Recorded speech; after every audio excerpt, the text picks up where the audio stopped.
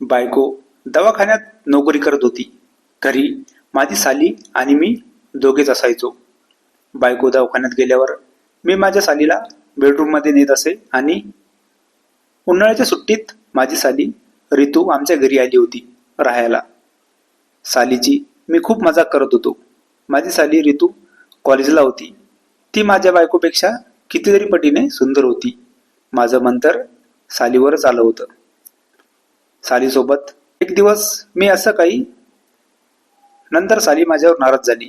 मला वाटलं ती आता माझ्या बायकोला सांगेल. माझ्या मनात तर दगदग सुरू होती. बायको घरी आल्यावर साली तिला काहीतरी बोलू लागली. मला वाटलं तिने सर्व सांगितलं असेल. मी आता बायकोकडे माफी मागायला जाणार होतो, पण बायकोच माझ्याकडे आली. माझ्याजवळ येऊन बायको मला म्हणाली, रितू तुमची शिकायत करत होती मला. बायकोचं असं ऐकून मला आता घबराट सुटली, पण बायको हसायला लागली. बायको म्हणाली, मस्करी केली मी.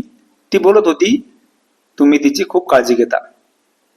मला तर विश्वास बसत नव्हता. सालीने मला डोळ्याने खुणावले.